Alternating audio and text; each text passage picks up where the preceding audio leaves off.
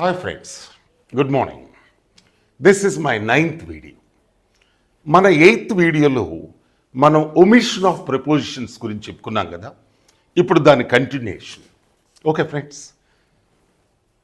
ఒక చిన్న request.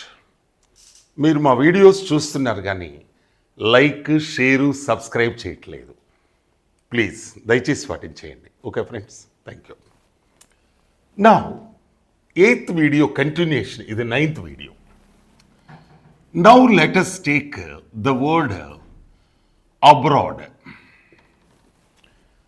Abroad అంటే ఏంటిది? జనరల్గా మనందరం దాని ముందు టు కానీ ఆర్ ఇన్ కానీ వాడుతుంటాం. బట్ వాడకూడదు. ఏం చేయాలి? ఎందుకు వాడకూడదు? అబ్రాడ్ అంటేనే in or to a foreign country అని దీని అర్థం. సో దీంట్లోనే ఏం కలిసిపోయింది? ఇన్ కలిసింది, టు కలిసింది. సో ప్రత్యేకంగా దాని ముందు ఇన్ ఆర్ టు వాడకూడదు. మా అంకుల్ విదేశాలకు వెళ్ళాడు. My uncle went abroad.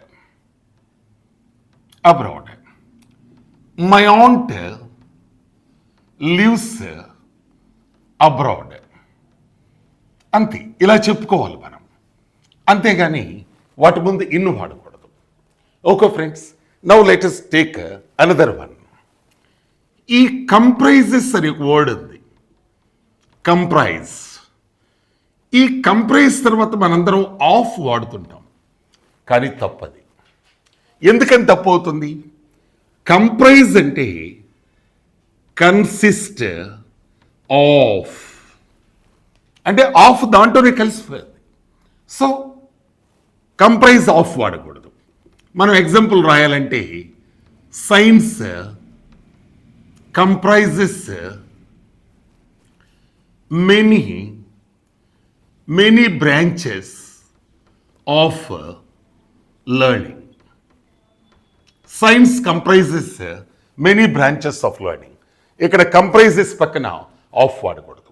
ఇవన్నీ కాంపిటేటివ్ ఎగ్జామినేషన్లు, both spoken English, IELTS or TOEFL ఎగ్జామ్లో, ఎస్ఏస్ రాసేటప్పుడు, స్పీకింగ్ ఎగ్జామ్ అప్పుడు ఇవన్నీ మీకు ఉపయోగపడతాయి.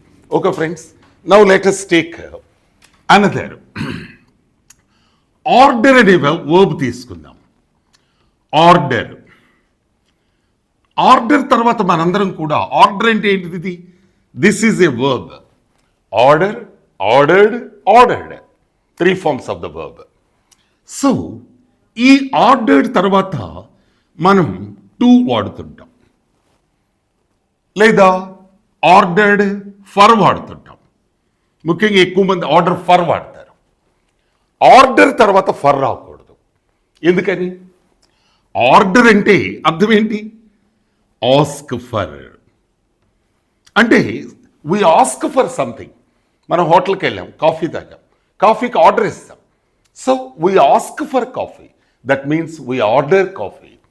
సో ఆర్డర్ని వర్బ్గా తీసుకున్నప్పుడు దాని పక్కన రాకూడదు.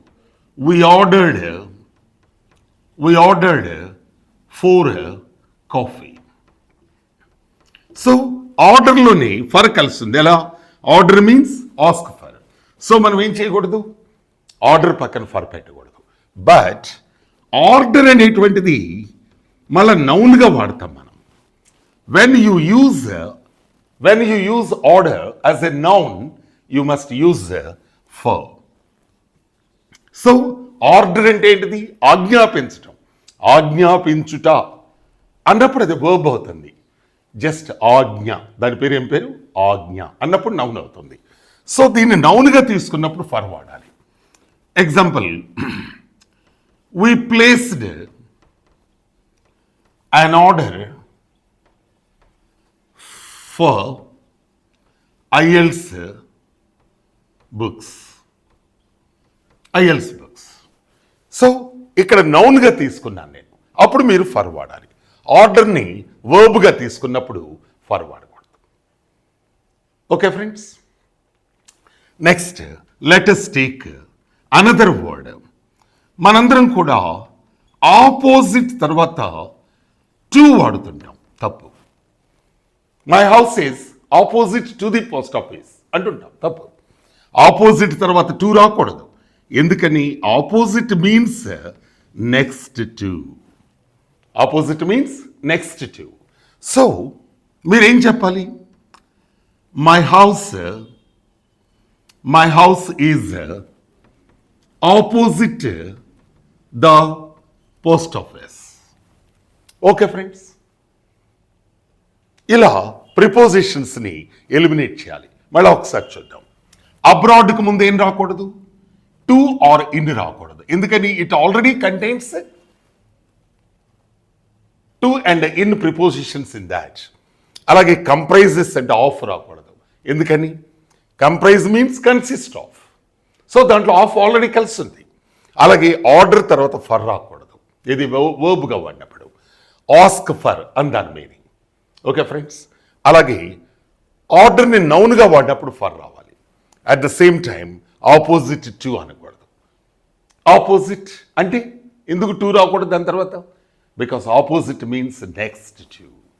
Okay friends, please share, subscribe and like my videos.